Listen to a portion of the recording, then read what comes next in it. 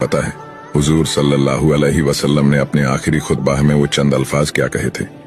आए लोगो सुनो, मैं शायद अब तुम्हारे बीच ज्यादा वक्त तक नहीं रहूंगा। जो भूखे हैं उन्हें वही खाना खिलाना जो तुम खुद खाना पसंद करते हो। गरीब लोगों को वही कपड़े देना जो तुम खुद पहनना पसंद करते हो। बेशक तुम अपने रब से एक दिन जरूर मिलोगे और वो तुम्हें तुम्हारे हर एक अमाल का अच्छा बदला देगा। और जो यहाँ मौजूद है वो ये बातें ध्यान से सुने और जो मौजूद नहीं है वो ये बातें उन तक पहुंचाए। तुम सभी एक आदम की औलाद हो और तुम में से बेहतरीन शख्स वो है जो अपने रब के बताए हुए रास्ते पर चलेगा।